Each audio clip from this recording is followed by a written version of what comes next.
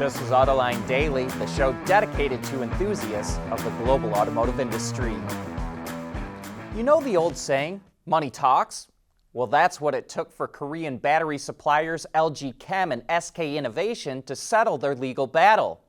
As you'll remember, LG sued SK for stealing secrets on how to make batteries, and LG won. SK was going to be banned from importing cells to the U.S. to make EV batteries. And that set Ford and Volkswagen's hair on fire.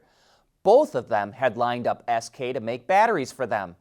But over the weekend, cooler heads prevailed, and SK agreed to pay LG $1.8 billion to make the problem go away.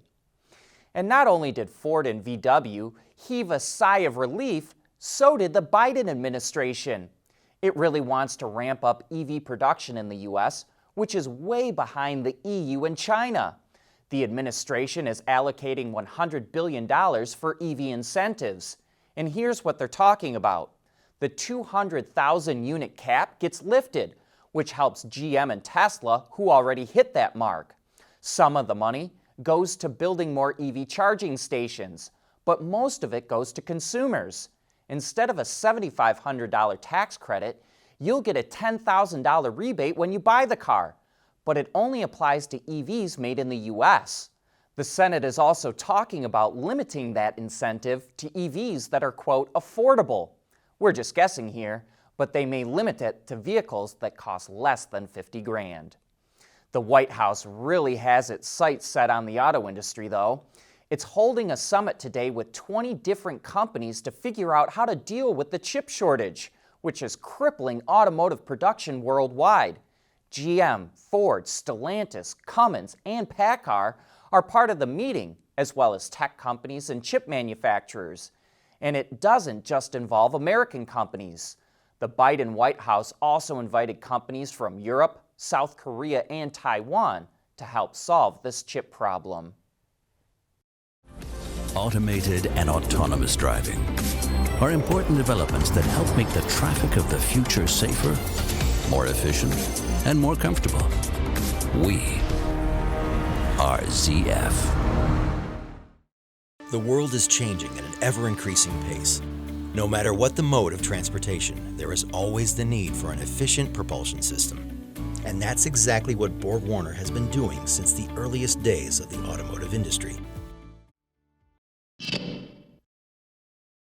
Car sales in China were strong in March. The China Association of Automobile Manufacturers says automakers sold more than 2.5 million vehicles, up nearly 75% from a year ago. It's the 12th consecutive month sales increased, and they're now running at pre-COVID levels. BEVs, PHEVs, and fuel cell vehicles, or what China calls new energy vehicles, were up a stunning 239% to 226,000 units. The Wuling Hongguang Mini EV set another sales record.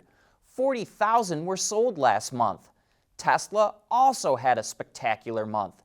It sold more than 35,000 Model 3s and Ys, which is 3 times higher than a year ago, including 25,000 Model 3s and just over 10,000 Model Ys. We think if you ask Citroen designers to make a version of the Subaru Outback, you get the new C5X. And while those vehicles share a similar shape, the styling of the C5X is actually heavily influenced by the C-Experience concept that debuted way back in 2016. Power will come from a range of gasoline engines, including a plug-in hybrid setup that combines for 225 horsepower and an EV-only range of 50 kilometers or about 31 miles. The interior looks pretty standard, but is still modern in appearance and is highlighted by a high-mounted 12-inch center display screen and a push-button gear selector. Like Citroens of the past, the C5X will be the first vehicle equipped with its new active hydraulic suspension called Advanced Comfort Suspension. It says it brings back the sensation of traveling on a magic carpet. The C5X goes on sale in the second half of this year. And here's a better look at MG's EV concept called the Cyberster.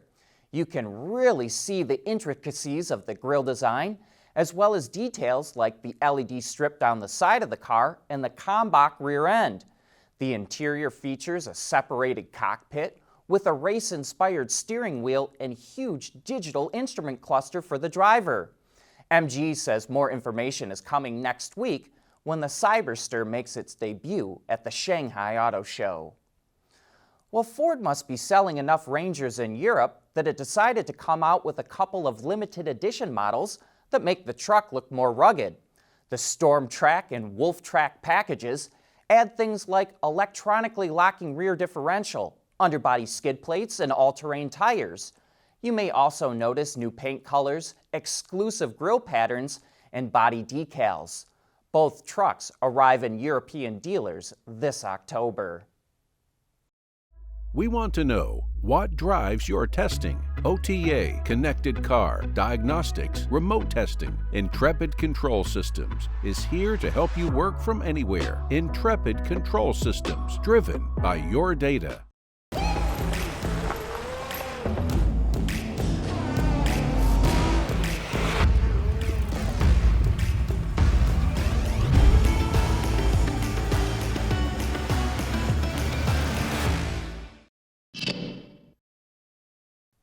Autonomous taxis just took another step forward.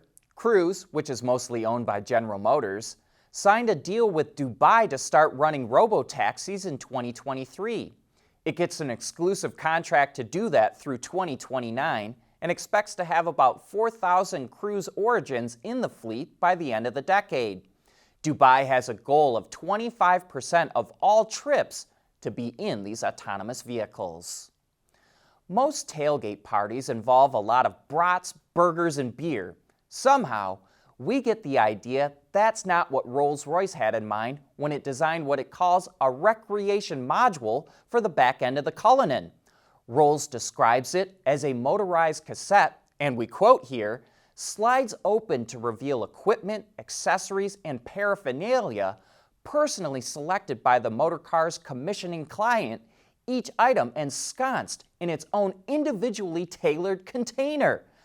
We can't wait to see what this thing costs, because last year Rolls came out with a portable telescoping seat for the Cullinan priced at $8,800.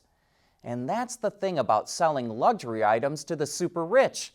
As long as it's well made and looks cool, you can mark it up as much as you want. Well, I hope Mr. Dana from Canada had a chance to go through the comments from Friday's show. If he did, Mr. Dana would have realized the car he spotted and asked us to help identify is actually quite unique. It's a Volvo 262C, which was made from 1978 until 1980.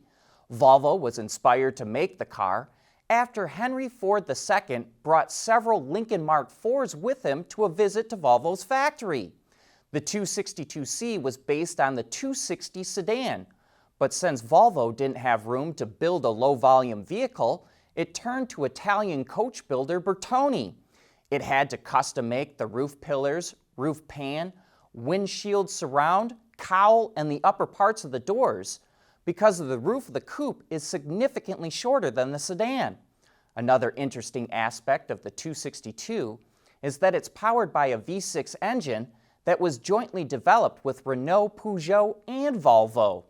Only 6,622 262Cs were made in its 2-year run, which makes the car spotted by Mr. Dana pretty rare. But that brings us to the end of today's show. Thank you for watching.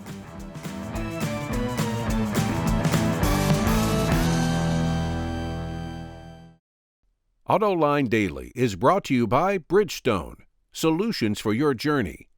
Intrepid Control Systems, over-the-air engineering, boost your game. Borg Warner, propulsion solutions that support a clean, energy-efficient world. And by ZF. ZF, driving intelligence for software-defined vehicles and transforming next-generation mobility.